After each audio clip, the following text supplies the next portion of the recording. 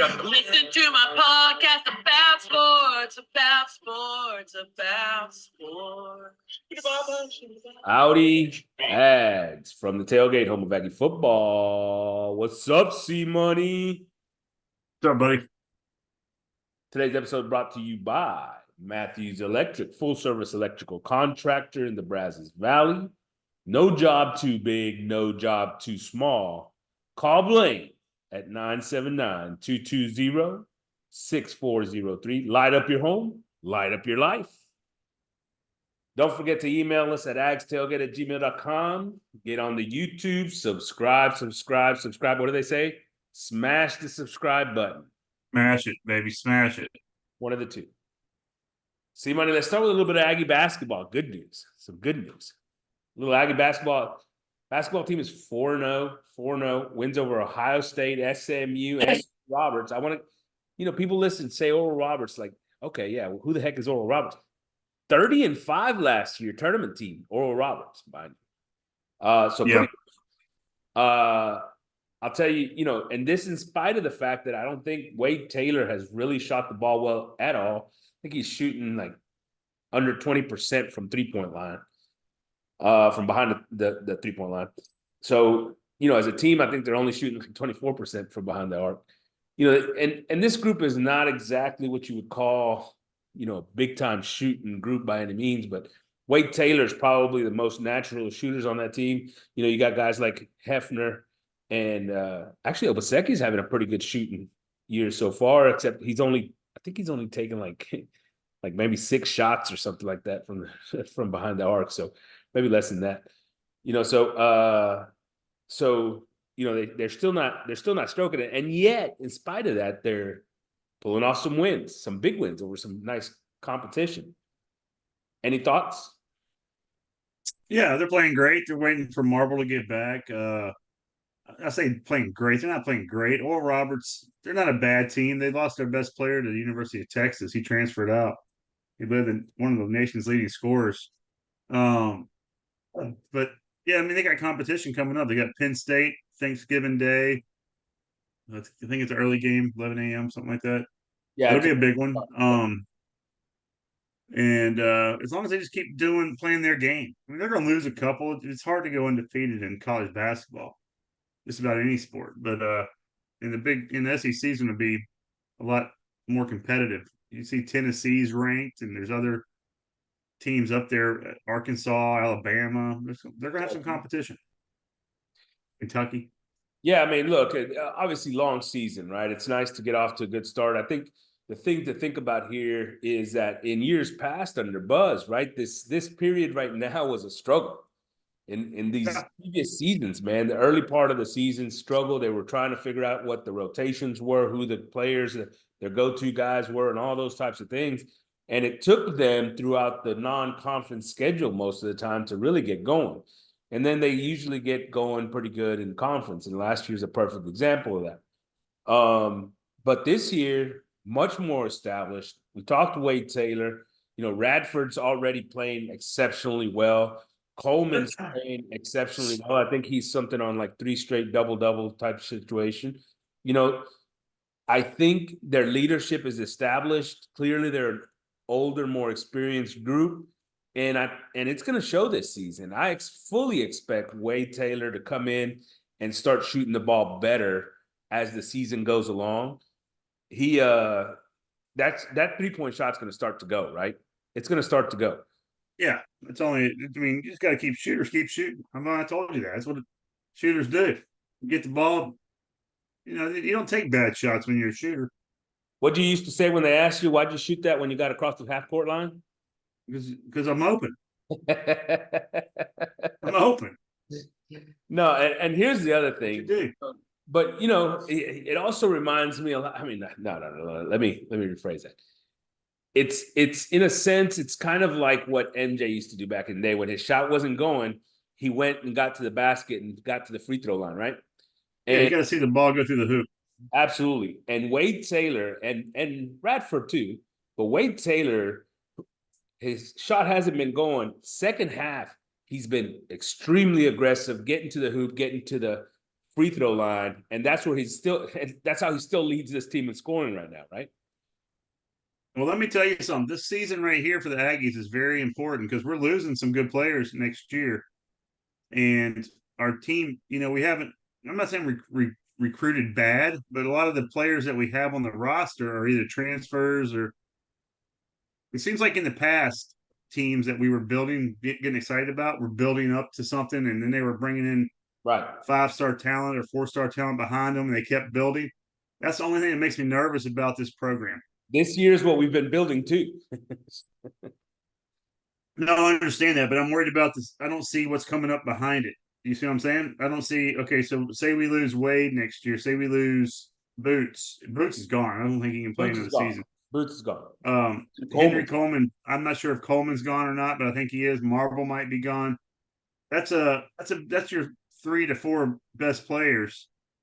Who's replacing those guys? Are you just counting on transfers now, or are you just building a program up through recruiting? I think Buzz does a great job. It's just the recruiting side of it seems a little bit.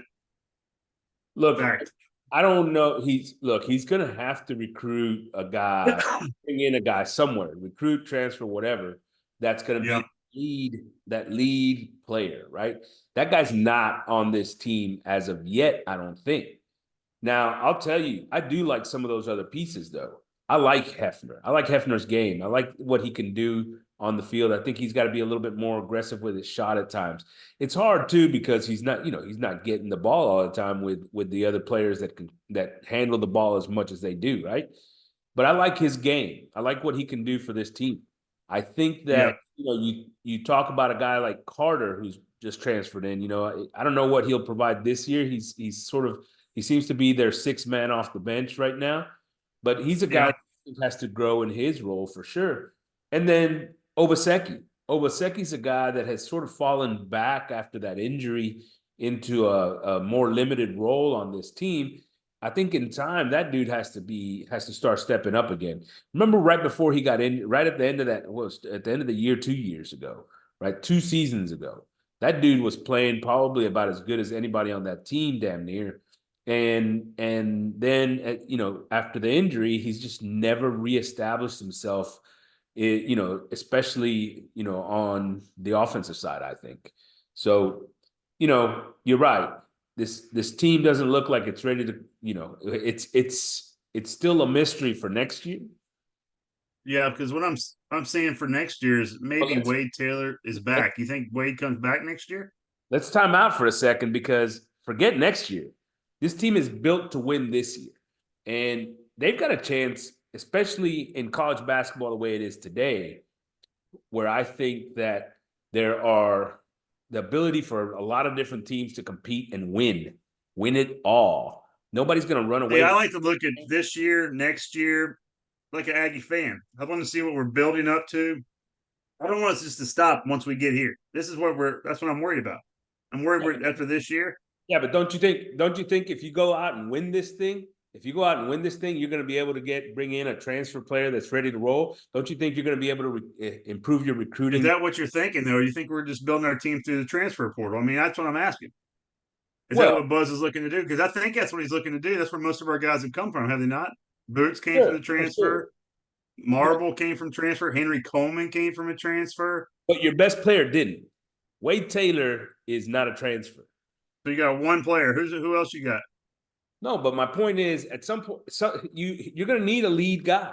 You're going to need a lead guy, and whether they get him in the transfer portal, or they get him through recruiting, it is what it is. But here's the other part: Buzz and his system, he develops these guys. So some of these young guys that aren't getting that much time right now, they should be ready to take a big step forward going through the season this year and into the season next year as well.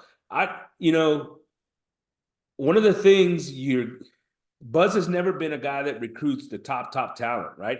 He's a guy that develops talent. He recruits effort. And so to me, it doesn't really, it's not going to make that big of a difference. It's going to, look, you lose Wade Taylor, you lose Radford, you lose Coleman. That's going to make a big difference. But any team in the country that loses those 3 guys is going to have a problem. And I don't care if it's Duke. I don't care if it's Kansas. I don't care if it's Kentucky. Dude, Duke, Kansas, Kentucky lose those three guys. They replenish. They already have them either on their bench, getting ready to step up, or they're bringing in other guys. I haven't seen that yet with Buzz. He's doing a great job. I just haven't seen. I haven't seen those marquee names like a Wade Taylor's our marquee name, right? He's our chance. He's our next guy, probably going to the NBA. Look, he's Correct? building something, but here's the thing too. We 2 years ago we lost our best player, Q, right? And we came Yeah. back. We came back and we were better the next year, right? I mean, Q's still playing, isn't he? yeah, Q's playing, in the NBA. I think I don't know who he's with right now, but I think he is playing. So I guess my point is that you're saying he hasn't done it before. I think he has. He did it when we lost Q, right? I don't think he has. I'm looking at our starting rotation after, next year. I'm looking at Obaseki, Hefner, Washington, Garcia, and I'm thinking, is Wade Taylor coming back? Maybe. If not, who's our starting point guard? I don't know. That's what I'm saying. That's what I'm thinking. and here's the thing, right? So the year after Q left, they sat in there and it was more of a committee approach for sure. But eventually, by the end of that season, they had developed into maybe even a better team, right? Like a team just as good. So I don't know. Look, is it obvious to me who that guy's going to be right now? No. Am I worried about this program under Buzz? No. That's period. That's all. You know what I mean? No, I don't think it's period. That's all. I'm worried about the recruiting, about the players getting better. I think they're getting better. I worry about the recruiting. I liked who was the coach before Buzz that we used to get all the recruits and they were big name players and the team would be good. We went to the Sweet 16, almost the Elite Eight, stuff like that. Yeah, but what's his Turgeon? Turgeon. Yeah. He did nothing with all that talent. I don't give a shit about Turgeon. Nothing. What are you talking about? Sweet 16, almost to the Elite Eight, nothing. No. Turgeon was garbage, man. The hell with that guy. Garbage. What do you do at Maryland? Garbage. Every time he was ranked at Maryland, he lost like in the first round of the playoffs, man. I ain't worried about Maryland. I care less about Maryland. It's like I night ain't and worried day about Turgeon, man. Turgeon can go. I'm glad he's gone. He did go. He did go. I thought he did a fine job here. And he's see you later. Screw you, Turgeon. Look. See you later. Screw you. And so is that the attitude when a coach leaves their school to come to A&M? Is that what the teams are saying about? You think Virginia Tech's saying that about Buzz? Yeah. Screw you, Buzz. That guy sucked. That guy sucked. Turgeon didn't leave this program better than when he got here, buddy. That's all I can tell you. Is that what you say about it? So who was the guy before Turgeon that left the program that did a good job? My boy, Billy G. See? So that guy sucks. Does he suck too? No. Everybody loves Billy. No. You know why? Because this team was irrelevant in basketball until Billy G showed up. Would you welcome Billy G back? I love my boy Buzz. Why would I welcome Billy G back? Buzz. Because he did a great job here, evidently. Let's move to left football. To go to greener pastures because let's talk a little football. I'm just saying. Look, I ain't trying to get rid of Buzz. Buzz is my dude. Love the guy. I'm not trying to get rid of Buzz. I just want to see the recruiting. With Buzz the other day, man. He was in great spirits. Dude's the shit. Yeah. We have a good long basketball season to get deep into this, by the way. So we will.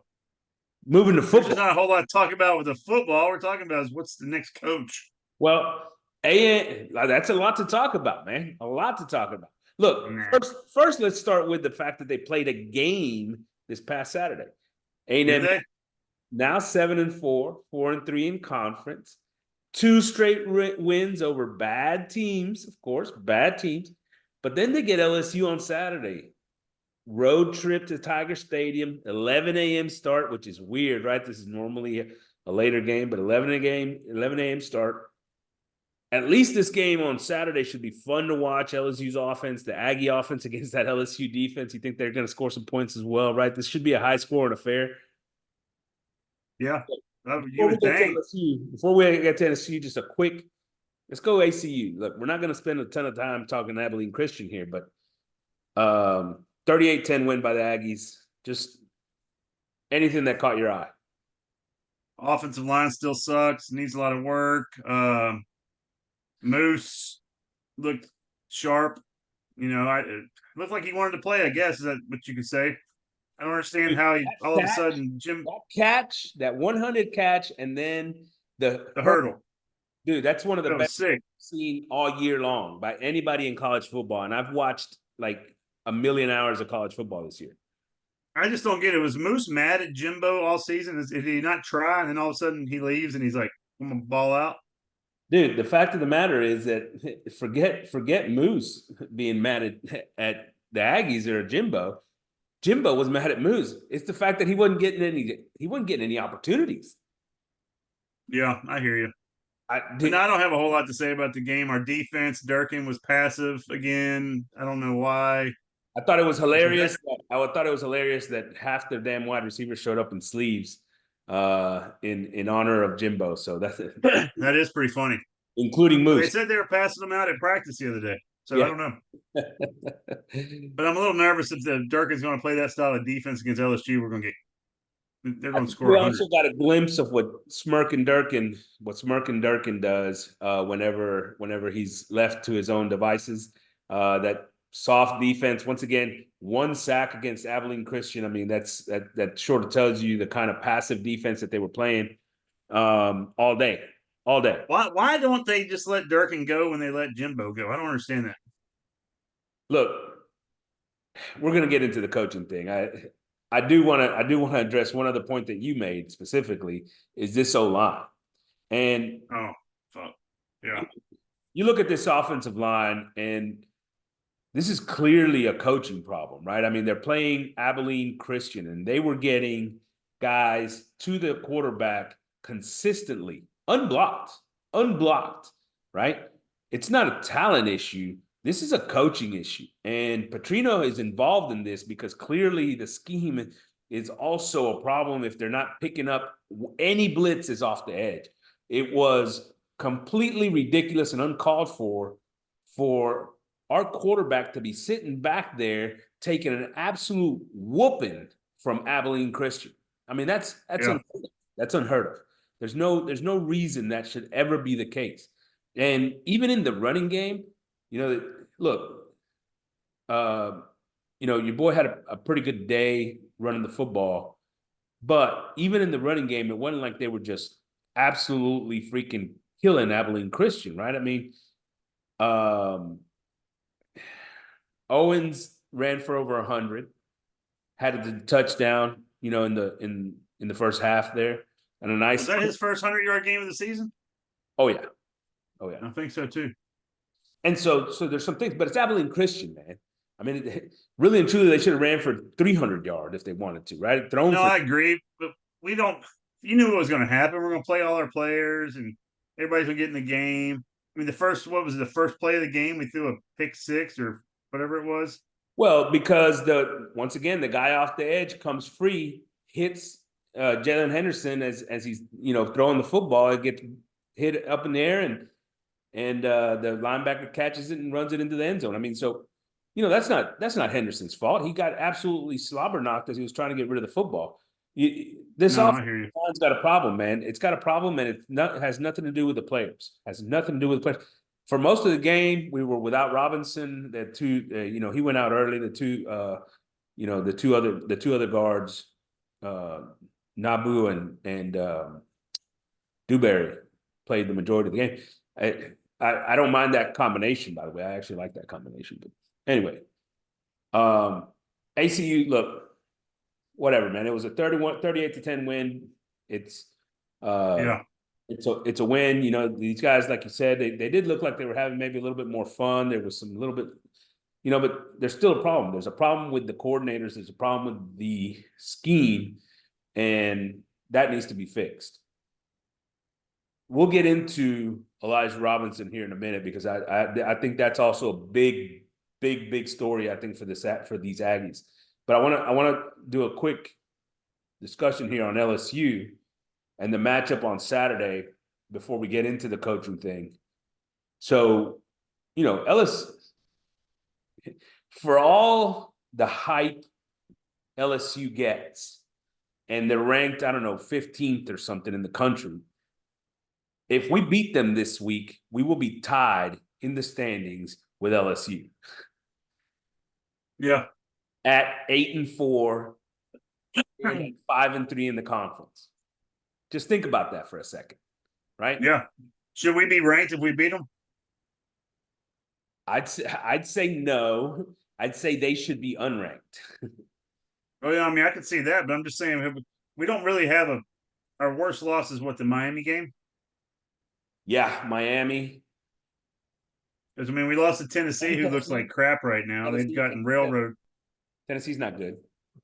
Yeah, Tennessee, Ole Miss, Alabama. I mean we lost.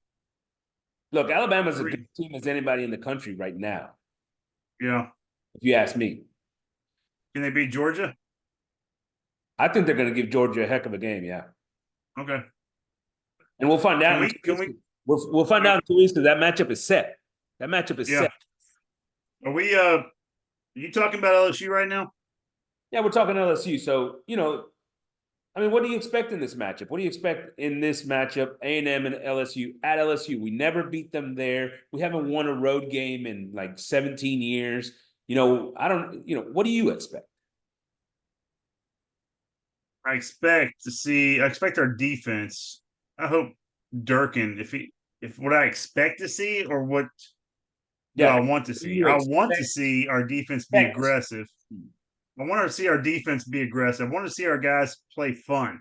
I don't think a passive defense is a fun defense. You know what I'm saying? I want our offense to come out and have fun. Run some stuff you haven't ran before. Score 50, 60 points and lose, so be it. Our defense, get some turnovers. LSU's going to score. It doesn't matter. I mean, I don't think it matters what you do too much on defense. You can't beat yourself up if LSU scores 50 because they might do it. But I think it's going to be a fun game, an early game. I don't know. You think we have a chance? I'm going to tell you what. Let me and you made a distinction. What do I expect to see and what would I want to see, right? Yeah. Let me tell you straight off the bat, I expect Durkin to do what Smirkin Durkin does, and that's sit there and play passive. And LSU is absolutely going to carve us up while he does. Yeah. They will put up 70s with Neighbors and Thomas at the wide receiver, with Jalen Daniels at quarterback. Those dudes are going to carve us up while he sits there with a 3-man rush and does what he's been doing. There's no question in my mind that that's what's going to happen. Because I mean, even if he doesn't have anywhere to throw the ball, he'll run around the 3-man line. Oh yeah, that's the whole thing. Like the dude can beat you with his legs, and he's an explosive runner. He's and he's very instinctive too as he runs. So he's got to be careful because he's gonna get hurt. But you remember the LSU Alabama game? Alabama shut LSU out in the second half pretty much. Yeah. And Alabama's defense isn't that much different than the Aggie defense, other than the play calling. And they started, they started to put pressure on him, right, in the second half. Yeah, that's what I'm saying. And that's my thing. Look, guys in the secondary that should be able to cover man-to-man for a short period of time, but you got to bring some pressure. You got to start get back. But you got to stay in your lanes too, right? You got to stay in your lanes when you bring that pressure. You got to be disciplined when you bring the pressure. It can't be just, hey, your hair's on fire. Let's go get him. Let's go get him. No, 100%. Stay in your lane because that's what he's looking for. He's looking for a running lane.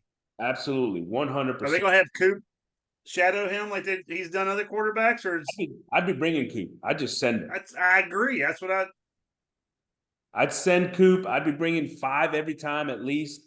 Look, and you got a guy with Chappelle. I think Harmon's been playing pretty damn good pretty good football out there in the secondary lately, right? Right. So why hadn't he been starting all season long? Why has it been, everybody else, and then he comes in and you talking about Harmon? I thought he was hurt. Was he not hurt? No, it was Dewberry. Remember? Then it was the freshman. Then it's like McCall. Like it's like he's been he in prior years he's been hurt. I think this year he's been healthy all year. They just weren't playing him at the beginning of the season. And after seeing him on the field, look, he's the guy that's been around the longest. After seeing him on the field, he has been our best corner aside from Chappelle that any of them play. Look, Matthews is another guy that's been doing pretty damn good. Obviously, we can talk Anderson, and what he's been doing. So I mean, you got enough pieces there to where you can sit there and cover man to man at least for a short period of time if you come and bring pressure. Hit the pressure and hit it hard, right? That is a name you haven't said in a couple of weeks is Anderson. For a while there, you were high on him. Now all of a sudden, I haven't heard his name in a while. I think part of it is because of what Durkin's been doing with that defense, and he's been once again playing them deep in the deep halves and all that kind of stuff. And so he's not in the middle of the plays as much as he had been previously, right? I mean, I don't think it's any coincidence that when the defense is aggressive, that dude's a part of it. When Yeah. it isn't aggressive, gets kind of lost in the shuffle, right? And so this game is all about their A-plus offense against what would you say our defense is? I mean, when we're bringing pressure, we're probably an A. When we're not bringing pressure, we're probably like a C. Wouldn't you say? yeah, Because it's night and day. We don't bring pressure. maybe a freaking D, to be honest with you. Yeah, I mean it's night and day. And then you put there, what do they have a defense of LSU? What did you put them at as like a C or a D on defense? D or an F, yeah, they're horrible. But our offense, what do you put that at? Okay, we're talking Jalen Henderson at quarterback. We've only got 2 samples against a bad Mississippi State team and Abilene Christian. Yeah. Now is Mississippi State's defense better than LSU's? Maybe they weren't that day. Okay. They weren't that day. Look, so for this offense, I think this offense can score, right? we know they can. That's the thing. We think they can score 50 against Mississippi State. Why can't we score 50 against LSU? I think they can put up yeah, they could keep up with LSU if the offensive line wasn't giving up so many problems. The problem is that, LSU's going to catch the offensive line sleeping, and it's going to be Jalen Henderson got walloped by a guy that never got touched, right? It's not going to be like this guy beat your left tackle. No. It's going to be the left tackle never even saw him. This guy came free and hit Jalen Henderson. That's what it's going to be, right? And so those are the types of problems that haven't gotten fixed all year. There's still a problem right now. They were a problem against ASU. They were a problem against Miami. They were a problem. I don't know who we played for week 1. They were a problem then too, right? And it's been 2 years because last year was the same situation.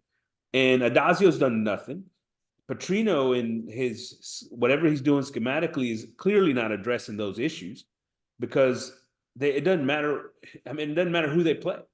Doesn't matter who they play. They can be playing a high school team. They can play Mississippi State. Mississippi State, they look pretty good. Yeah. Just saying. They did. Best they looked all year. If you ask me, this game for this offense has to be about the run game. And the reason I say that is because I really believe that our defense is going to play passive like Durkin likes to. And so you're going to have to hold the football.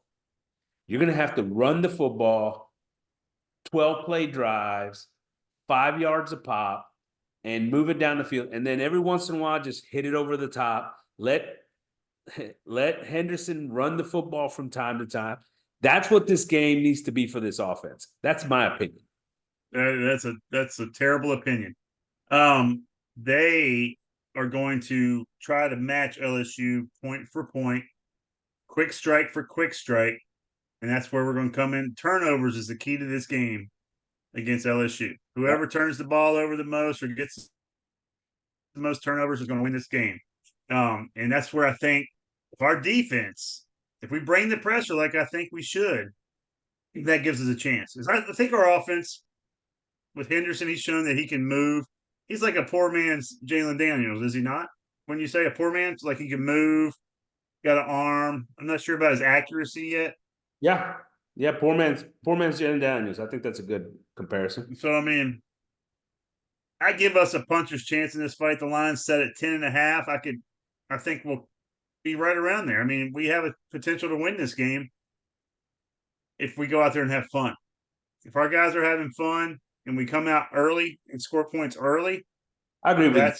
I agree with where you. if we get behind, This team has to come out and play 14, loose, right? I completely agree. yeah, And you're right. I mean, Petrino's got to do some things like a couple of trick plays. Let these guys do something crazy. Go out there and have a little bit of fun, like you said. Maybe let a nice yeah. throw pass or something. Off of a pass off of a reverse or some shit. Like do something a little funky.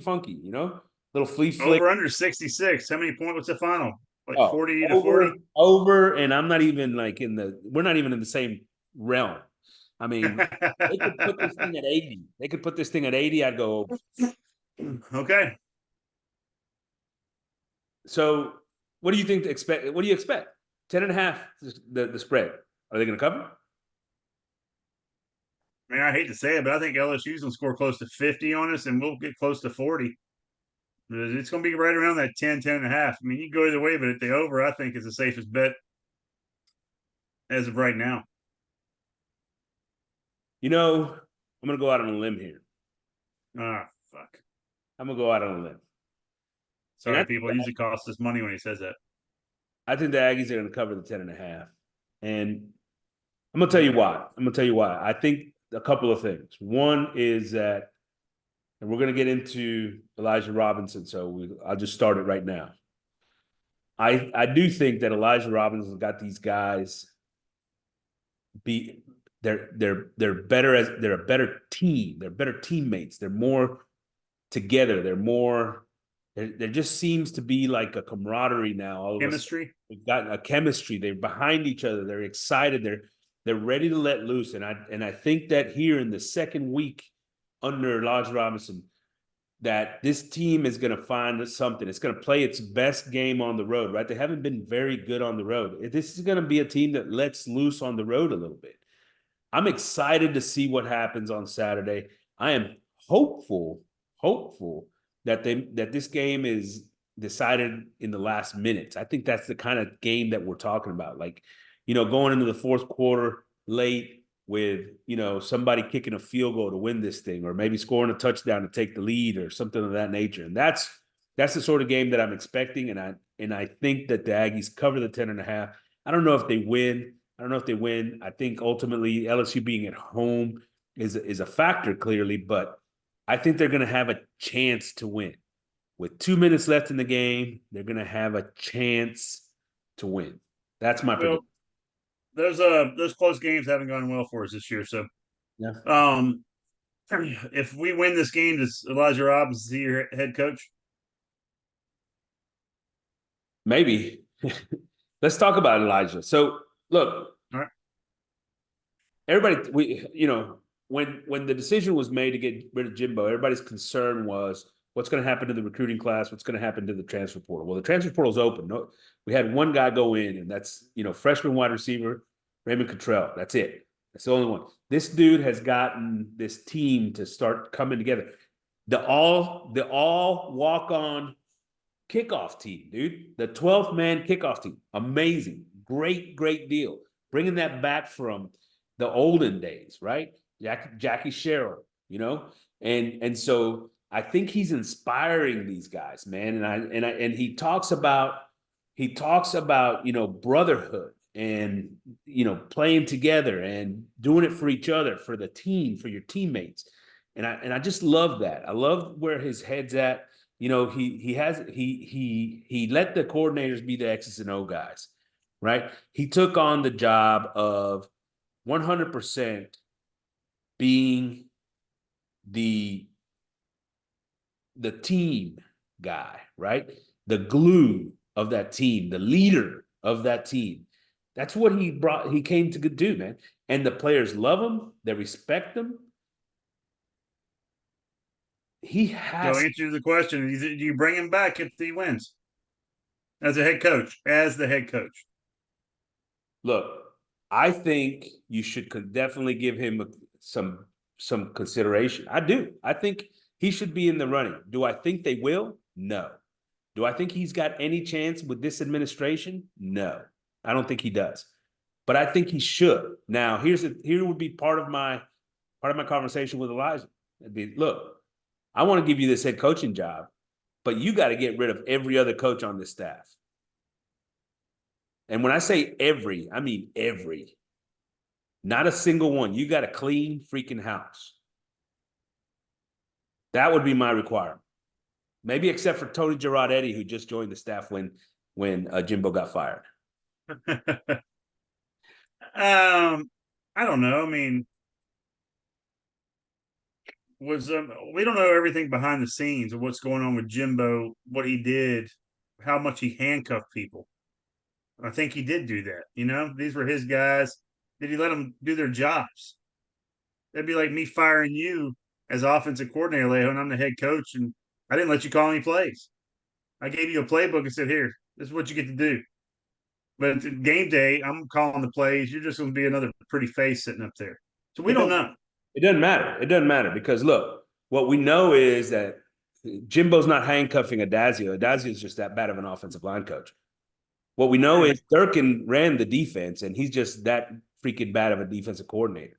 What we know is that Durkin's just too inconsistent. He needs to find a consistency. He's consistently inconsistent is his thing. He's not consistently inconsistent. He's consistently. He is inconsistent. He's consistently bad. He's consistently. Well, I mean, one minute he's bringing pressure, one game, next game he's playing off, and he can't figure it out. Guy just drives me nuts. Given the opportunity to make the choice, he's going to play soft. That's his nature, man. That is his nature. Well, get him out of there. I don't want soft at all. I don't even want to hear anybody say soft again. Get him out. Exactly. Durkin, you're fired. You're fired. Look, but fired. There's not a single coach on that staff that I would allow him to retain. And I would tell him, look, present to me your staff.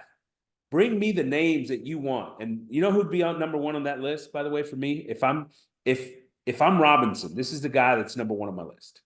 Dan Campbell. No. Gerard Johnson as my offensive coordinator. That's my number one. That would be my first hire right there. I want Gerard. Why? Because he's an Aggie? Because he's an Aggie and because of what they're doing at the Houston Texans right now. It's an impressive accomplishment what they're doing over there with a rookie quarterback underneath a rookie head coach that's defensive minded. He's your quarterback guy. You know, like clearly they're doing an awesome job. And he's an Aggie. Yeah. Let's bring some freaking Aggie pride back into this whole thing, man. There's nothing wrong with that. And then I'd call Gerard Johnson's the offensive coordinator of the Houston Texans. Is that what he's doing? The quarterback coach for the Houston Texans is what he is. Okay, so it'd be a step up for him to come be an offensive coordinator in college. Okay. Yeah. All right. And then go find a DC, somebody that's going to come in and be super aggressive, you know? One of these guys that says the hell with it, we're going to line up and we're going to go get your ass. That's what I would want. And if Robinson can present me those options, I'd make him the head coach right now. All right, let's go to plan B. Let's say Robinson. No, let's go to the head coaching job. Let's go to plan A because the administration is not going to do that, right? We know. All right. We know. So it's plan A. So plan A. Everything I'm hearing, and let me be clear about this. I do not love this direction, right? I do not love this direction. I think that this coaching search is being limited by the people doing it because they're saying we're only going to talk to sitting head coaches, right? If you're not a current head coach, you're not on our list. Not a single quarter, not a guy like Glenn Schumann at Georgia, not a guy like Aaron Glenn, who's a defensive coordinator in the NFL, not a guy like Denbrock over at LSU, who's been doing a great job with that offense. You know, but they're not the only ones. You know, that's just a small sampling of folks that you should at least consider, right? At least consider. Right. Ryan, Grubb, the offensive coordinator over at Washington, right? Is another guy. I mean, how about the DC at Oregon? Tosh Lupoy, ties to Bama, was in the NFL for a while. The guy, got some pretty good experience. That Oregon defense has looked pretty darn good this year with an offense that runs and goes fast. They've done a great job of implementing the defense around it. Like, why wouldn't you consider these guys? Why wouldn't these guys be on a list, at least to talk to? Let's find out. What kind of personality is he? How organized is he? How ready is he? Present your case, right? I mean, what's the point of having an open search for a coach if you don't go talk to everybody that's out there that could potentially be a great fit for your program? And instead, they're going to limit it. No coordinators. What do you think? No, I mean I understand what you're saying, but I heard a name pop up today that I hadn't thought of, or I don't even see it happening. But they're talking about Kelly from LSU. That's what they talked about on the radio. I I was thought they like, were talking about him going to Michigan State. no, they were talking about him coming to A&M. Well, no, thank you. Why would you leave LSU to come to A&M? Why would you leave LSU to go to Michigan State? I don't know. I don't know because I think these are just talking heads opening their big yaps without knowing I a mean, I can see you going to Michigan State because the competition you got to win 3 games. You got to beat Penn State, Michigan, and Ohio State, and then you got the Pac-12 coming in there don't now. forget So I that. mean, Don't forget you got UCLA, USC, Oregon, and Washington coming to the Big Ten. that's what I was saying. You got the Pac-12 coming in there, but you still don't have the same game in, game out. I mean, if you're in the SEC, it's a fight every week, except for maybe Vandy, right? Well, And we say maybe that. Mississippi We State say this that. year. We say that. And this year you've got Vandy, you got Mississippi State, you got Auburn. You know, Auburn, hey, Auburn's won 6 games. Auburn had a bad game. who'd they just hold on just a second, man. I can't believe you're about to try to make an argument that Auburn's a good football team. Who did they just play? I didn't say they're a good football team. Who did they just play? New Mexico State. And I watched every minute of that game. How bad did they win? Did they beat New Mexico State? No, New Mexico State beat them 31-10 at What? Auburn. And What? I'll tell you what, New Mexico State, and I've seen teams, they looked like the more athletic, the tougher, the team that wanted to win that game. New Mexico State would have given A&M a battle, or LSU. I'm not going to say they'd beat Bama, but they had played better than what you thought they would have. That New Mexico State team's not bad. What that tells you is everything you need to know about Auburn. That's what that tells you. That's exactly what that tells you. Everything you need to know about Auburn. And not just Auburn, Florida. Hey, I'm glad they lost because we'll probably win money with Auburn now. Yes. I'm just saying. So look, I mean, let's take a look at it just upsets me, right? That you all of a sudden you take your pool of talent and you just cut it in half. But let's focus in on some of the names that they apparently are considering. And that's sitting Right, head throw a name out there and tell me. Lane Kiffin. Dude, I'll be honest. I think it'd be a lot of fun if he came here, but that's about all it'd be. It'd be fun for like a year or two because he'd annoy me with his antics. You know what I'm saying? Like the way he is. I want to warn you. I want to warn you right now. I'm going to warn What? you. If Lane Kiffin is hired as the next football coach of the Texas A&M Aggies, this podcast is no longer going to be a Texas A&M football podcast. We are going to change this to a college football podcast because I will no longer root for the Texas A&M football Aggies under Lane Kiffin. I disagree with you. Well, he won't be here long. If he comes, he won't be here long. We're probably gonna do a college football podcast altogether anyway. Yeah, I mean, I like college football anyway. It's fine. Yeah. And here's the thing. We'd have a lot more hope. So much to talk about with all the college. Elko. Dude, he started the season off hot, and it's fizzled out. He just lost to Virginia too. So I mean, on his third string quarterback, but the defense hasn't shown up like we thought it would. But he's got a big talent discrepancy there. Right? Like Virginia had 2 wins going into that game, right? Yeah, one of them was Carolina. Look, you also would have to pay for his meal habits. Have you seen that dude? Homeboy No, what? put on some weight as a head coach. No judgment here, because you know me, I like to eat. But yeah, Elko. No, honestly though, love Elko. Love his time here. Guy was good. A good defensive coordinator. Not the guy I'm looking to lead this program. Not the me guy either. Program. I got a guy in mind that I'd like to see, but go ahead. I want to see what you got. How about Jeff Traylor? Yeah, that's the one I'm thinking. I like him. I want to bring somebody I don't know a whole lot about that's going to be hungry. He knows the high school system here in Texas very well. He's going to go out and recruit. I think he'll keep Elijah Robinson on the staff, make him his defensive coordinator. I think he'll understand how important Aggie tradition is. Like, that's what the Aggies really want. I know a lot of people are saying, "No, forget it," but no, that's something very important. And I think he'll keep a lot of these guys that are already here, and he'll bring in a good recruiting class year after year. And I think the guys will get better. That's what I've seen at UTSA. I mean, yeah, his quarterback's been there for 7 years and he's gotten better, but 7 years. Yeah, look, I think Traylor's a fine choice. I think he'd be a decent hire. He's not gonna, I the question that I would have with him, and maybe you get a better impression of it after you talk to him in person and in the interview.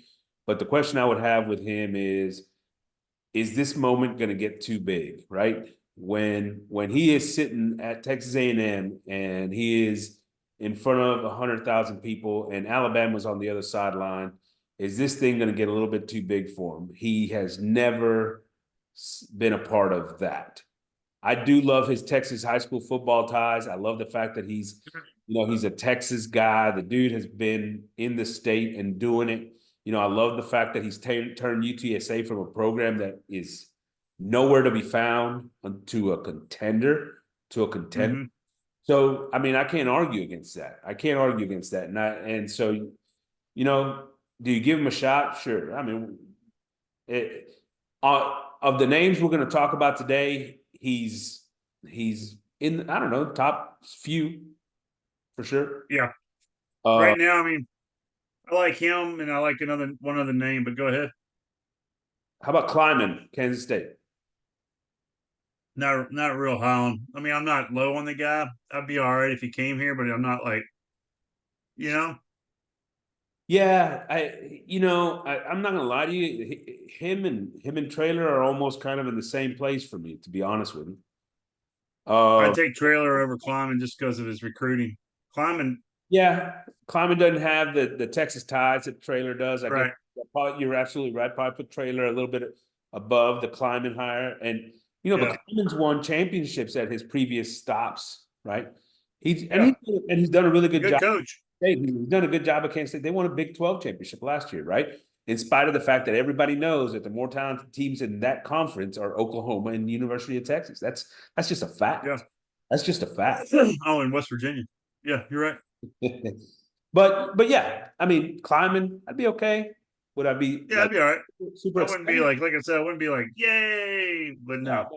We're not going to go out and take tequila shots right after that either. We probably will. How about Leopold at Kansas? I'll tell you, man, his offense he does a lot with probably less than anybody we've talked about. I mean, who has he recruited or been able to recruit at that place? Yeah. Well, you don't see football players trying to. So, I mean, he's done an impressive job. Yeah. I mean, they're relevant again. How long were they not relevant? And he did a good job at Buffalo before that, right? Yeah. Offenses are exciting. Put up points. Yeah, there's a lot to be said about all that. Once again, he doesn't really have the ties to around this area, but I'd have him. I don't know, man. I don't know. I'd probably just behind Kleiman, I guess. I don't know. Traylor, Kleiman, then Leopold. I mean, kind of in that order. How about DeBoer? That's the one him and Traylor are my top two. I mean, if he keeps going on the trajectory he's going on this year, he's got one win away from the Final Four, right? 2 wins. DeBoer, he's got one win from the Final Four, right? No, he's got to beat Washington State. He's got to beat Oregon and then the Final Four, right? Maybe he doesn't even have to beat Washington State, but he definitely has to beat Oregon, right? Right. No, to me, DeBoer has to be right at the top of your list. If he's even willing to consider this job, I think he's got to be the guy that you put at the top of that list. Now, I don't know what they're, hey, look, they just paid Jimbo $77 million. I don't know if maybe they're thinking, hey, look, we got to find somebody that we can pay $4.5 million or something for a couple of years here before we dive into another huge, big old contract. But if we're not considering the cash and we're gonna have to pay out, DeBoer has to be at the top of your list. What he's done at Washington is absolutely incredible. The only downside to this guy is the fact that he doesn't really have the Texas ties or the Southeast ties or anything like that. But what he has accomplished with that program over there has been incredible. And some people may say, well, it's Michael Penix. Well, I saw Michael Penix play at Indiana, and that wasn't the same Michael Penix, right? I mean, and so I think you have to give DeBoer a ton of credit for what they're doing over there. I mean, it's something like 20 something and 2 over the last 2 years, right? Like they're pretty good. It's an incredible accomplishment. And if he can bring his offensive coordinator and Ryan Grubb with him, even better, right? Of course, Washington probably just promotes him. So why would he come, right? But if he doesn't, if they don't, man, I'm trying to get him to come with him. You know what I mean? So do you think if he comes, does Elijah Robinson stay? Oh, any of these dudes should absolutely try to keep Elijah Robinson. He's one of the best recruiters in the country. One of the best recruiters in the country. And the dude, you think that's part of the A&M? You think the A&M, the head ups at A&M are like, hey, whatever coach we hire has to keep Elijah Robinson? Can they say that? No, look, I don't think you do that to the guy you're hiring. I don't think you do that. I think you suggest it. I think you put them in the room with Elijah and let those guys kind of talk it out. But look, you're trying to set this program up for success, man. Don't hamstring a guy by making him hire somebody he doesn't want, right? Especially if he's adamant about who he wants in that position. End of the day, I can't imagine any of these guys saying no to adding this dude, right? I agree. Anybody would say no to keeping this dude around. So, but does he want to stay as just a defensive line coach, or does he want to be DC? Make him a DC, make him an assistant head coach, make him the assistant head coach, and sort of the lot and what he, the role that he was this year, co-coordinator, assistant head coach type situation. Pay him a little extra to be the assistant head coach, whatever it takes, right? But the guy is a huge part of what you're doing and bringing in talent. He's a huge part of what you're doing with the culture on this team going forward. I mean, you love what the players say about him and how they, he's got a connection to every player on this team, not just the defensive lineman, right? Right. So yeah, I think he's got to be it. But going back to DeBoer, I mean, to me, that's the top guy on your list. And if he tells you no, then you move on, right? You go to the next one. But he should be the top guy on your list, I think. Well, they said we should have an answer by next Monday or something, right? A week from today. I've got a few more names for you. How about Jonathan Smith? Who's that? Jonathan Smith is going to play a game this week that might change the perception of the college football playoffs. Who is he?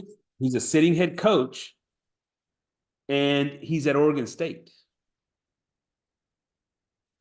What do you think about it? Okay.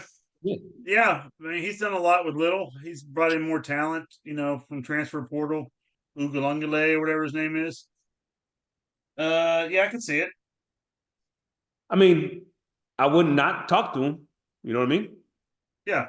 I like what they've done over at Oregon State this year. Can he recruit in Texas? We'll find out. I mean, but I'm not saying I'd hire him. I'd say I'd definitely talk to him. Now, here's the national media has thrown out some of these names. To me, this is just cheap reporting, right? Yeah, go ahead. Lincoln Riley, Ryan Day, Norvell, Kingsbury.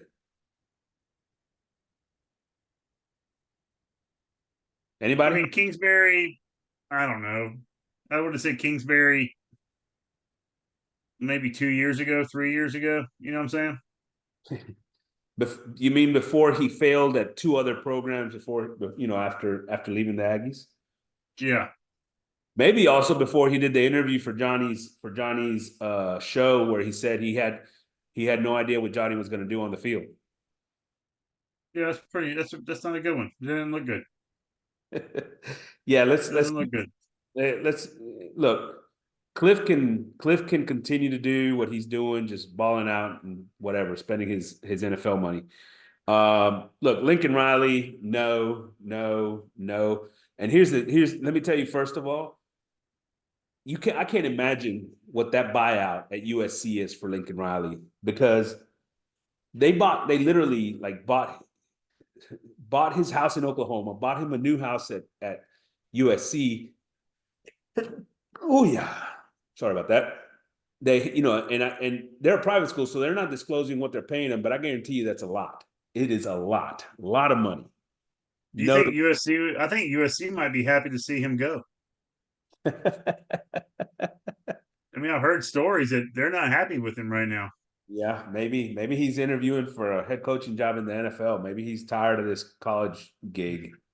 He's always been more of a X's and O guy than a recruiter and a, sort of brotherhood.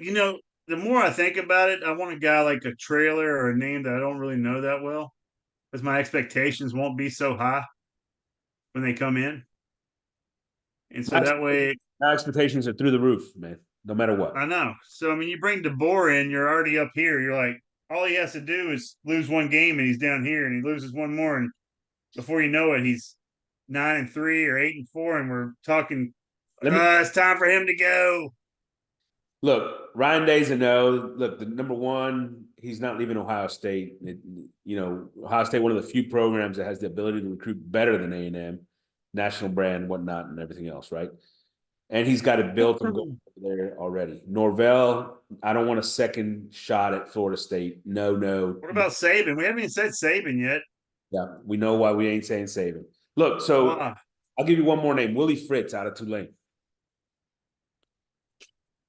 Yeah, I mean that's another one. I mean, he's done a great job at Tulane. The last couple of years, he's been relevant. I mean, shit, he's relevant this year. But used to coach at Sam Houston too, just so he knows the area. Yeah, I could see that one. I haven't heard his name until today. He and Trailer would be right there, and I got a proposition for you a little bit later on that we'll talk about. He and Trailer would be right at the top of my list, right after DeBoer. So if DeBoer says no, which one of these two guys can we get? A little off the radar. Once again, not going to happen. Will Stein, Oregon offensive coordinator, has some Texas ties. Former offensive coordinator last year with Trailer at UTSA. So I think you should be talking to him at least. Tosh Lapoya, I talked to you, the Oregon DC. So both of the coordinators at Oregon, I think they've done a great job. Ryan Grubb, offensive coordinator at Washington. Hey, where did our AD come from? Mississippi State. Ole Miss. He hired Lane Kiffin at Ole Miss. That's the only thing that makes me nervous. It makes me very nervous. All right, here's my name out of nowhere. You ready? Yeah. Chip Kelly. Chip Kelly. Why would you want him now? Man, I wanted him back when we got Jimbo. Yeah, I wanted him back when we got Jimbo. I did. I actually did. I will admit that was the guy I said we should hire him. I didn't want Jimbo. Well, and I'll be honest with you, when we were talking about that, the Jimbo Fisher thing, I didn't think there was a chance we were getting him, or we weren't. I didn't know anything about it. You know what I'm saying? It just kind of came out of the blue. Jimbo Fisher. I was like, oh shit.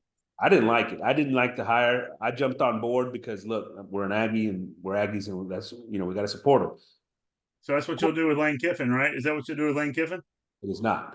Yeah. Is it what the hell? Aggie, I'll jump on board. Yeah. No. Okay. Lane Kiffin, nope. Not on board. Except for Lane Kiffin. I mean, probably I will, but whatever. That'll be fun, dude. If Lane Kiffin comes here, that'll be fun. It'll be fun.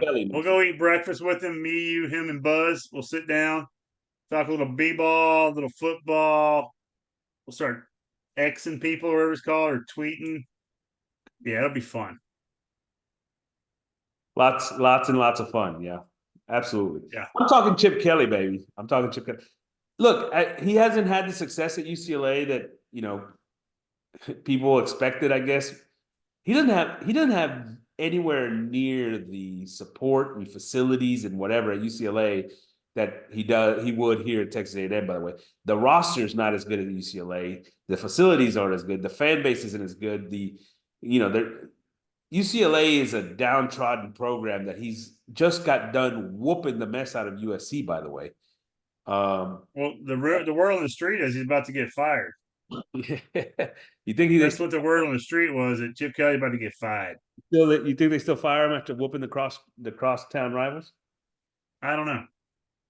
Yeah, it's an interesting one. All right. Around college football, our favorite segment here. Go ahead. Some big games this week, some big games. Oregon, Yep. Oregon. Oregon State at Oregon. Oregon's favored by 14, 62.5 over under, Corey. What was the spread? 14. Give me Oregon State. Oregon State's a good team.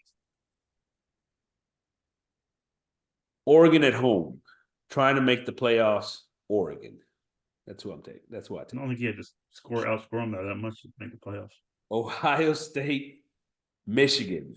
At Michigan, -3.5 for Michigan, 47.5 over under. This is the first year in Ryan Day's tenure that Michigan is favored over Ohio State. This will be the best defense that Michigan's faced all year. Ohio State's defense has been underrated all year. Their offense has been letting them down. Give me Ohio State. A lot of turmoil in Michigan too. I'm on the fence on this pick, to be honest with you, and the reason being is Michigan's at home. Doesn't matter. Get them off. At home. Get off the fence. Get on Ohio State. Michigan's at home, and I'm going to tell you what. This is going to be the best defense that Ohio State's has faced too. So, no, I hear you. Maybe it'll be a low-scoring actually, Big Ten game. It's also going to be the best offense Ohio State has faced all year. By the way, best offense that the Ohio State defense has faced all year. Well, did Ohio State play Notre Dame this year? Did Michigan play Notre Dame? No, but Ohio State did. But this offense is better than Notre Dame's. How about that? I'm just saying. Ohio State's played better teams than Michigan. They have. They played a better record. There's no question. They're a better schedule. No question about it. 100% agree with you. I think Ohio State going to win this game at home. Okay. I can take Ohio State. Kentucky at Louisville. Louisville, who is going to play an ACC championship game, they're favored by 7 points in this game. Are they a one-loss team right now? One loss, Louisville. Think about that for a second. Is it only one loss all year or is it two? I think it's one loss. I think they're ranked in the top 10. They lost to Pittsburgh or somebody like that, didn't they? There's somebody crappy. I can't remember who they lost to right now, but I'm pretty give me one loss. Give me Louisville. I mean, favored by 7. Kentucky. I lost faith in Kentucky last week when they lost to South Carolina. Yeah, who's the new coach at Louisville? Brom? Yeah, the guy from Purdue. Well, he's actually the guy from Louisville, right? He was he quarterback there. Former quarterback at Louisville. Yeah, he quarterback there. If you ask me, that Louisville team has overperformed all year, but Kentucky is poor. They are not a good football team. I take Louisville. Yeah, Louisville's only lost one game. They lost to they beat Miami last week. They beat Virginia, who's turned out to be better. They beat Virginia by 7. Beat Virginia Tech by a lot. Beat Duke by a lot. Lost to Pittsburgh, 38-21. A Pittsburgh team that's only their second win of the season. This is a team that could be playing to try to get into the playoffs against Florida State in a couple weeks, right? I guess. Bama at Auburn. Iron Bowl. Bama's favored by 15. It should be fair. New Mexico State just beat Auburn by 21 at Auburn. Give me Bama all day, every day. That was the worst. That was ugly. It was awful. New Mexico State, Auburn should call New Mexico State and say, hey, come take our place in this game. Thank you for jumping on board to this bandwagon. Yes, Auburn sucks. Bama. Yeah. Florida State at Florida. Florida State is favored by 6.5. No quarterback. I know. Give me they're playing for something big here, but I think I'm going to take Florida. Almost didn't Florida win last week or almost beat who they play last week? I'm pretty sure they did not win last week, and they are playing this game to get bowl eligible. Did they play Missouri last week and almost beat Missouri? It came down to a final field goal. Yeah, it was a tight ball game. Yeah, it was really tight. They beat them. Missouri won in the final seconds, 33-31. Yeah, give me. I don't know. Florida hasn't played that bad. They played some close games this year. I'll take Florida. Florida You got a State. backup quarterback. You're taking -6, 6.5. All Yeah, right. I expect Florida State to win this game. I think they're on their way to firing their head coach. I think that's probably going to show, and I think Florida State's got to prove that they still belong in the college football playoff discussion after losing their quarterback, their Heisman contender quarterback. So, Florida State. All right. How about Tech at Texas? Texas favored by 13.5. Now they've been playing some close games lately. They have The game's at Texas, though. at Texas. I'll probably take Texas. If this game was at Tech, I'd take Tech. 100%, no doubt about it. Yeah. Yeah, I hear you. In Austin, I think I'm with you. I think I'm with you. But Yeah. 13.5 points is a lot, especially for a Texas team that I don't think they've beaten anybody by 13.5 in a while. Right. I don't know. I'd probably take the points, I think, now that I'm thinking about it. How about Mizzou at Arkansas? Mizzou is favored by 7.5. Arkansas has announced they're keeping Pittman, right? They're keeping Pittman. That's a big decision there on the part of Arkansas. Mizzou trying to get through the year, and establish 10 wins and go through that process. So, I mean, who are you taking in that one? Oh, Missouri all day. Yeah. Arkansas, they just look lost. I can't believe they're keeping Pittman. Unless he gave him some sob story saying, "Hey, everybody's hurt, this and that and the other. My O line is Imagine they're replacing the coordinators. got to." They look terrible. How about this one? I love this one. Iowa at Nebraska, over under 26.5. Did you hear Are you that number? kidding me? 26.5. I mean, Dude, that's you know what ridiculous. I'm doing? I'm taking a 10-point teaser. I'm taking the over 16.5. No, take the under. Definitely. No, I don't. That you almost lost that last week, dude. You made me nervous on that one. We didn't almost lose that. That under was 32, by the way. I know. And they They hit were it. at 19 at halftime. They were at And they 19 hit at halftime. Take the under. All right. Here's the last game. UTSA at Tulane. The spread is 3. Tulane is favored by 3. I'll take Tulane. Where's it at? At Tulane? Yeah. I'll take Tulane. Here's what I want to do. I want to up the freaking standards here. I want to make sure that they're playing for everything they got. The winner gets the job. Winning coach gets the Aggie job. How about that? Oh, that's how important the Aggie job is. Yeah. Winning coach, whichever coach wins that game, if it's Traylor, if it's Willie Fritz, whoever wins that game, we hire. You know what they should do is just make Elijah Robinson the head coach and make these two guys the coordinators. Would they take that? You know what? I tell them both before the game. So this is what I would do. Today or sometime this week, I'd get a yes or no from DeBoer, right? Yeah.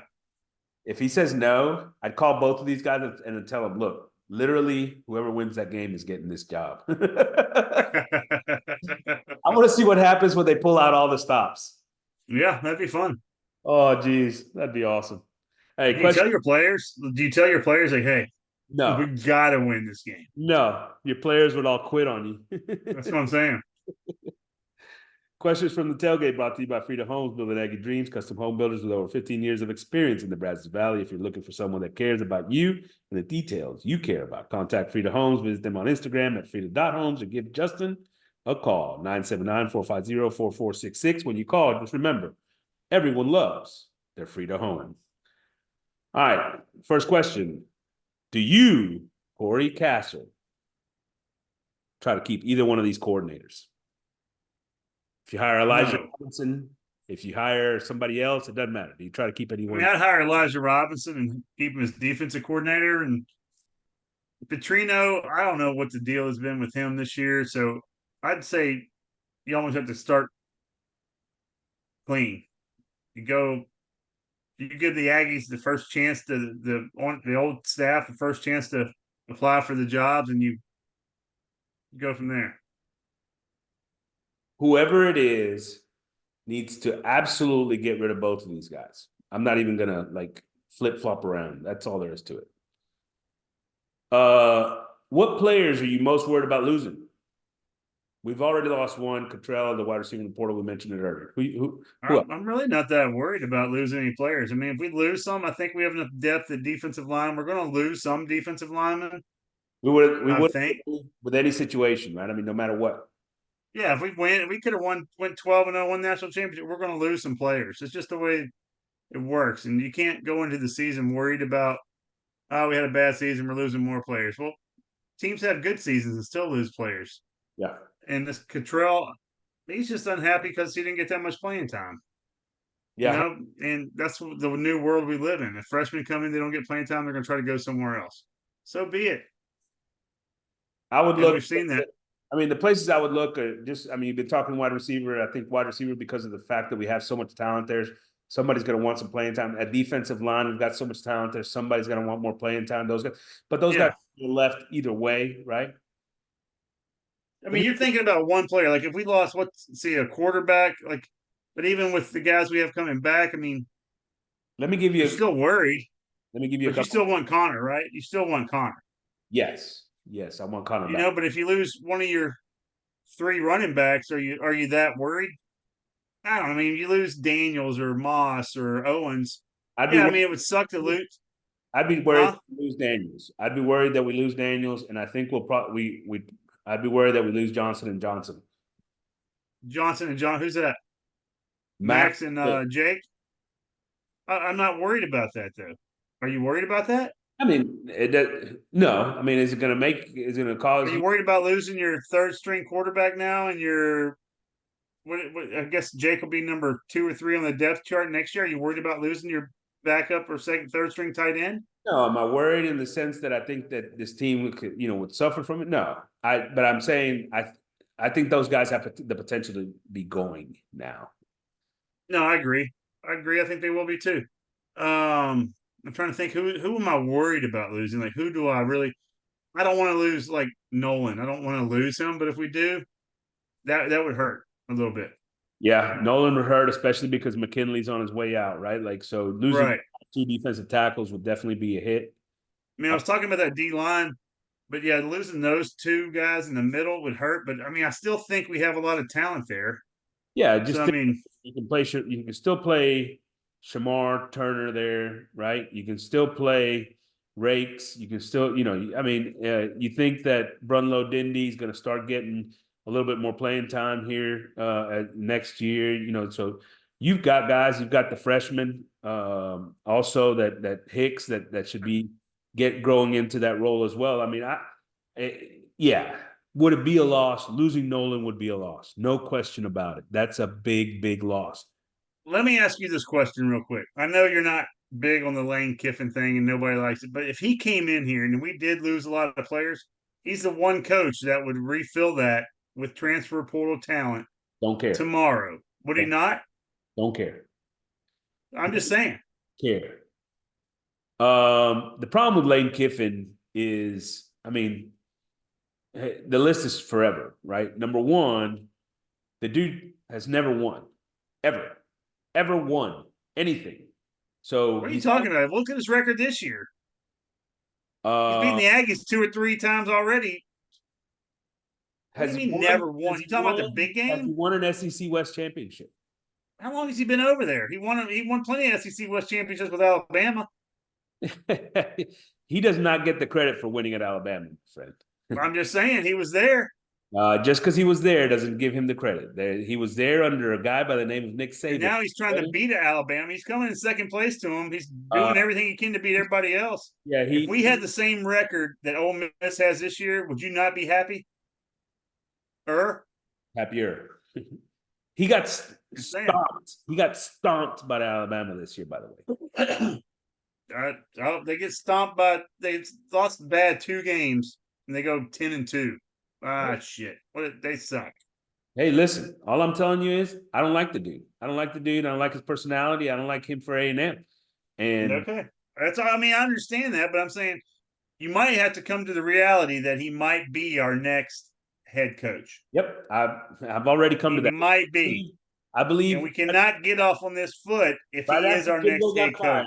Right after Jimbo got fired, I said specifically Lane was hired by our current AD.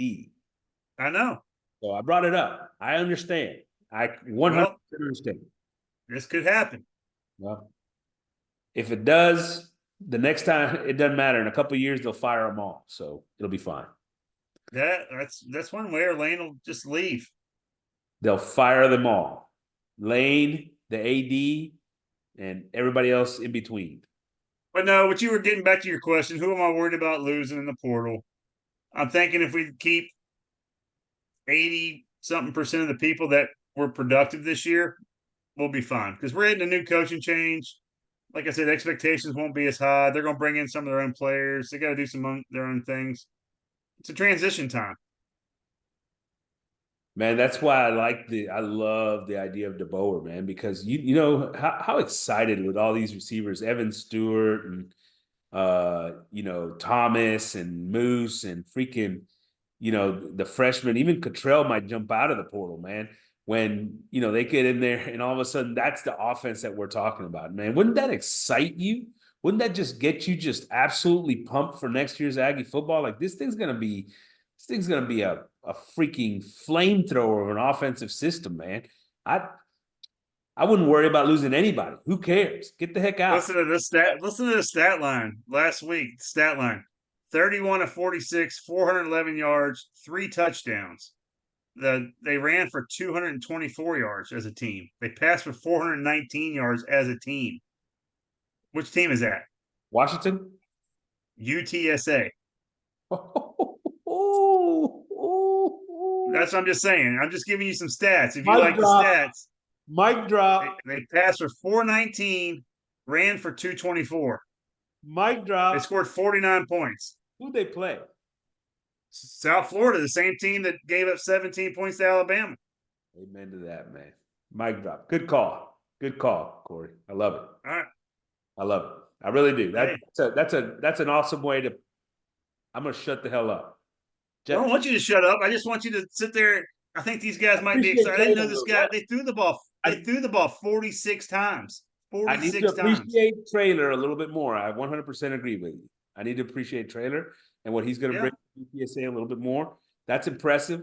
That's impressive. They had a long touchdown pass of 64 yards, another one of 30, 25, 33. They were going downfield. They threw the ball 46 times. But hell, they ran the ball 42 times. They had 88 plays on offense. I'm with you. Okay. I'm with you. Yeah, you might have convinced me. Just put him above DeBoer. The hell with it. I've been kind of telling you something about that. Hey, but I'm afraid it's somebody else's call ahead of us. I'm afraid to think the Lane Kiffin thing's going to come to more fruition as we talk. I hate that. I'm eliminating all qualifiers. Whoever wins the game between UTSA and Tulane, we should hire their head coach. The heck with it. Whichever one. Don't even call DeBoer. Forget about it. Yeah. Unless you're going to give it to Elijah Robinson and hire Gerard Johnson as our offensive coordinator, and then I'll consider. And bring in Aaron Glenn as your defensive coordinator. You think he'd take it? He's about to I don't know. He's about to be a head coach in the NFL. You think he'd take it? I don't know if he's about to be a head. He might be the head coach of the Commanders. I'll tell you what. They were talking about today about the head coaches and coaches in the NFL coming back to college. They said they don't want to do it. It's too much work. Yeah, it's actually true. It's actually true. You get more time off as an NFL coach than you do as a college coach. I've said it 100 times on this show, man. Yeah, the college football coaches are the hardest working cats out there because recruiting is nonstop, 100%. Yeah. Corey, This has been fun, man. All right, buddy. Been fun. Giga Maggies, APC money from the tailgate. See ya.